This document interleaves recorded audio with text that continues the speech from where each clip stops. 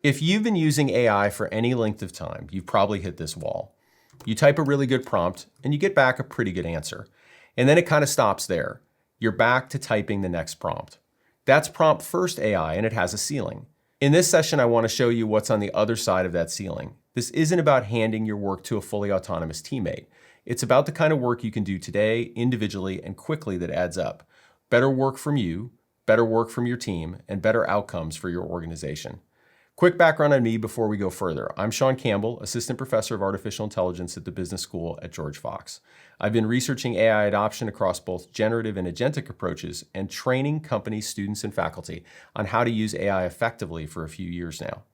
So the way you get past that ceiling is what I call build first AI. Same models, same tools you've already been using, but a radically different starting point.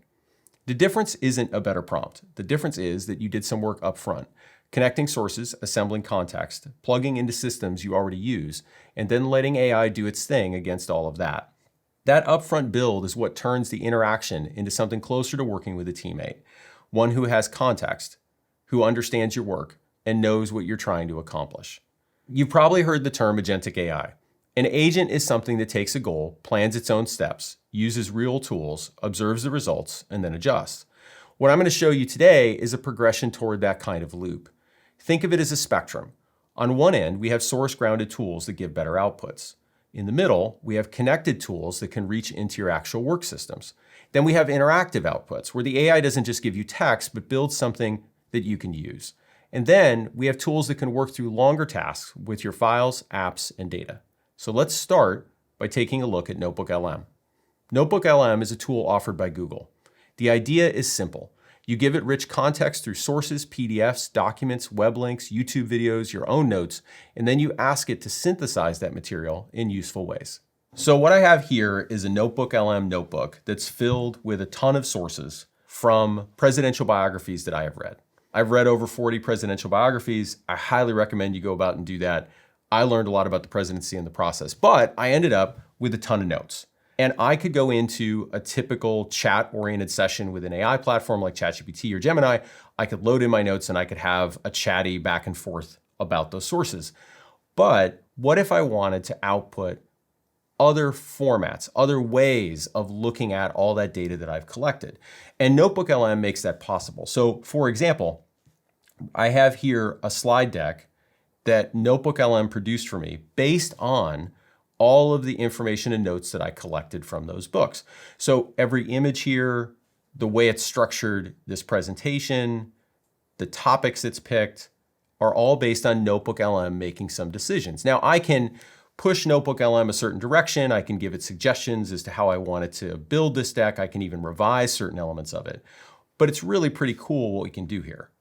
We can also go ahead and create individual images, infographics if you will, of the information that we've collected, which is what we're looking at here. On top of that, we can also go ahead and make podcasts. So the podcast is actually really cool. They can run, 20, 30, 40 minutes or more, and you have basically two hosts talking to each other about your source material. On top of that, you can also go ahead and actually tune that podcast by making suggestions about the topics that you want those hosts to cover. So to me, NotebookLM is a clear example of the build first mindset. Instead of starting with a prompt, you start with rich context and work outward from there. Everything is grounded in the sources you've decided matter. NotebookLM also isn't agentic on its own, but it shows us a path toward one of the essential prerequisites for an effective agent, rich context. An agent without context is far less effective, and assembling that context in memory is a skill that transfers directly to every AI platform you'll use. And here's a bigger point about all these output formats that I showed you. We've gotten used to working with AI in what I might call text mode. I type something in, I get text back. NotebookLM is a preview of where this is heading, in that text shouldn't be the only output format, and that simply staring at a list of bullets that an AI gives you is pretty limiting. In short, the cost of producing audio, video, and visual rich decks is dropping fast. Not to zero, but close enough that building outputs around visual, audio, and video formats is about to become much more normalized versus the text-heavy formats that you might be more used to seeing in typical business communication. So here's my suggestion. Try to use NotebookLM with something concrete from your own work. A research project where you have a massive collection of source material, a stack of book chapters you're trying to absorb, a set of articles, meeting transcripts, a handful of sermons from a pastor you appreciate. Whatever it is, build first and then start prompting. NotebookLM shows what happens when you assemble source data intentionally before you start interacting with AI. A next step is to let AI connect to the data and tools you use every day. So now I want to talk about how to use connected data, because AI gets dramatically more useful when it has access to the data you might have collected over days, months, or years. Most leading AI platforms now let you connect your Google Drive, your SharePoint, your email, your calendar, your code base, etc. to the AI platform of your choice. And so that's another step toward a build-first approach. Not just a set of documents you've assembled once, but a live link into the data you, your team, your company, or your partners produce every day. So here I am in ChatGPT. And what I have asked ChatGPT to do, that we see the resulting session with here, is I asked it to go into my Google Drive folder and to search for past performance reviews for somebody named Rachel Torres, who I must say is a fictional person, but it proves the point that you could do something like this with actual employee reviews. Because I actually had to do this once, this almost exact same scenario with someone who was employed in my company. And that person asked for a recommendation letter. And I thought, okay, I've got, in this case, 10 years of recommendation letters.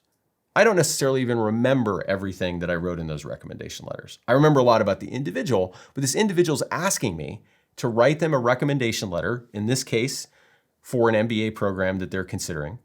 And I want to get all of that really good information I have about Rachel Torres, what makes her a great employee, and I want to put that into an awesome recommendation letter.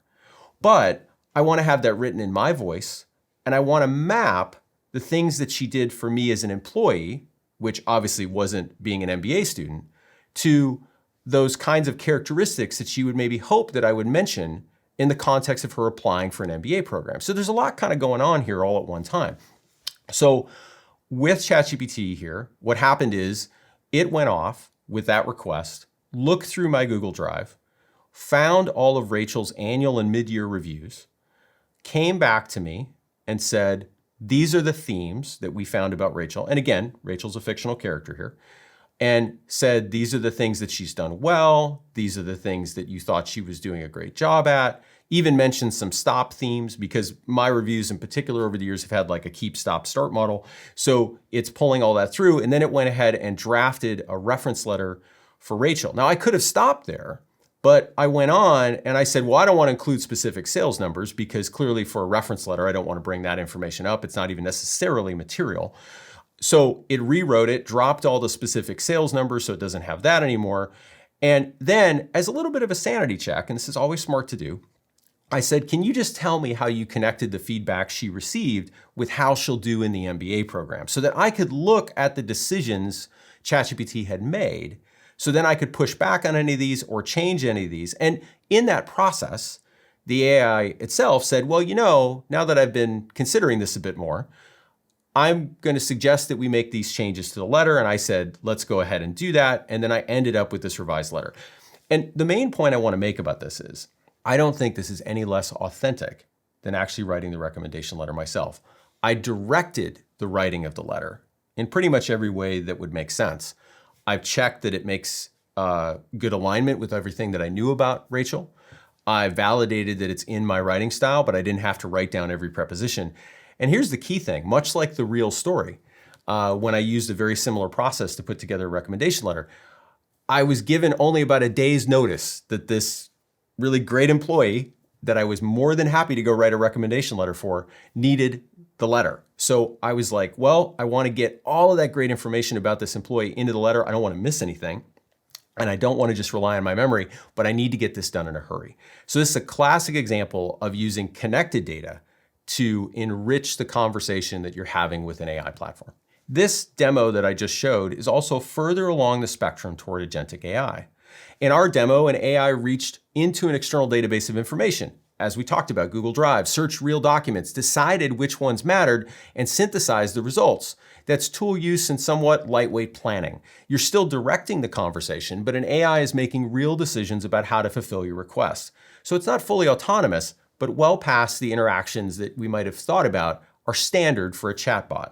And with many AI platforms today, like Claude and ChatGPT, you can connect to a large array of data sources beyond your Drive folder. For example, your calendar, your email, third-party tools, and more.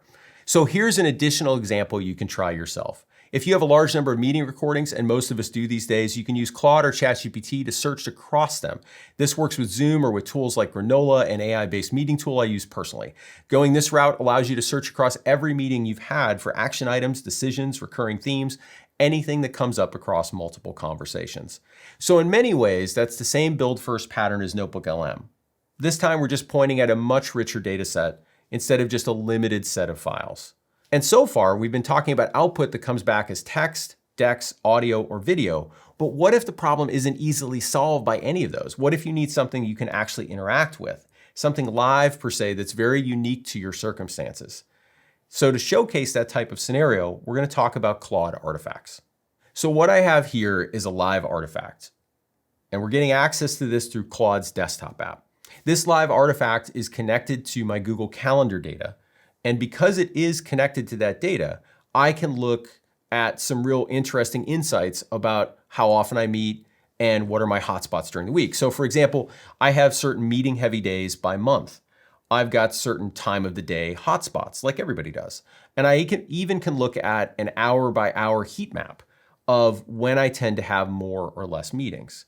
So you can get beyond that intuitive sense of, Wednesday's a busy day for you with something that's a little more data driven. Now, it's important to note that artifacts aren't agents, they're interactive outputs, but they show where build first thinking leads. When an AI has enough context, the output stops becoming, let's just say, text and becomes something that you can work with more interactively. It's also worth noting that there's a ton you can do with artifacts in terms of building small applications, dashboards, and the tools that are tailored specifically to you as an individual or potentially even a small team. So if this sounds interesting to you, I highly recommend you dive in and start exploring artifacts. So now let's talk about Claude Cowork. Cowork is something you access through the same Claude desktop app that we used just a minute ago to show you live artifacts.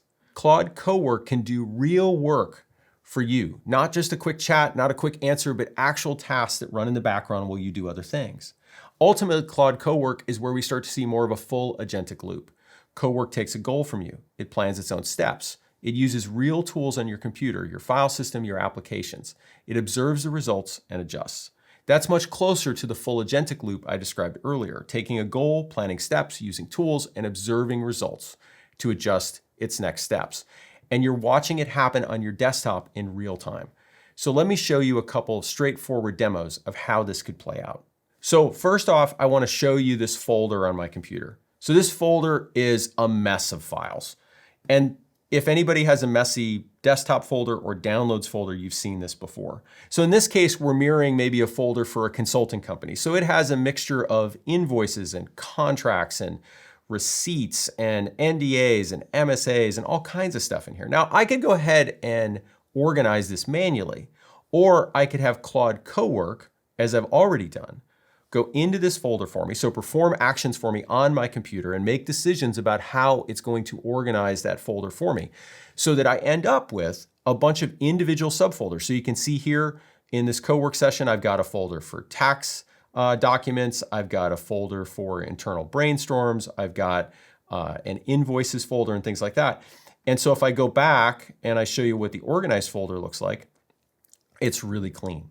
And the key thing here is Cowork performed those actions for me. I gave it some broad direction. I would like this folder organized, and it went ahead and performed those actions for me on my computer. And that's pretty cool.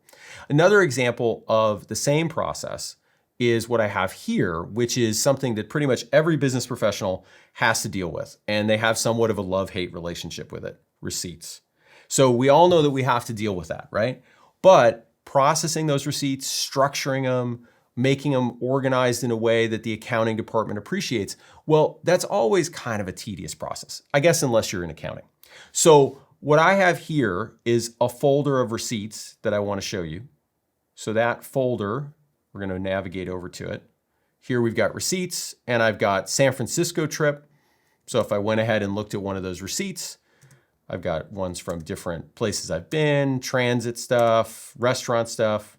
It's worth noting, by the way, that all of those receipts were also made by ChatGPT. So I just said, go ahead and make me a bunch of receipts as if I went on a trip to San Francisco or Seattle. And so they're in a folder. And so I go ahead and tell Cowork, I'd like you to go in that folder and I'd like you to organize those receipts and I'd like you to make a spreadsheet for me that I can just hand off to accounting that has all of that stuff nice and organized.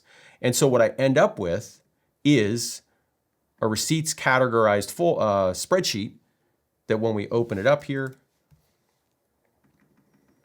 has all the receipts organized, broken down by category. I've got each trip broken down in its own way. And all of that analysis and all of that work was just done by Cowork on my behalf once I gave it some direction. So I think that's pretty cool. So a couple things worth highlighting from these demos. First, the time horizon. Cowork can work on something for a long time. Here it was several minutes or several seconds, but Cowork can work for much longer than that. So that changes what you do with AI. You stop asking quick questions and you start delegating tasks. Tasks you'd normally have to sit and chip away at yourself, or tasks you wouldn't get to at all. Second, the integration. Cowork can go beyond reading files on your computer. It can edit them. So that leads to a different category of tasks you can hand off to AI compared to just working with an AI platform in a browser tab. And third, the responsibility stays with you. As the more an AI can act on your data, instructions you give it, etc., the more you need clear boundaries and good judgment as to what's appropriate. So here's what I'd ask you to do this week. Pick one thing you've been doing prompt first. Drafting summaries from meetings, researching a topic, preparing a report, anything you do often enough that you'd notice the difference.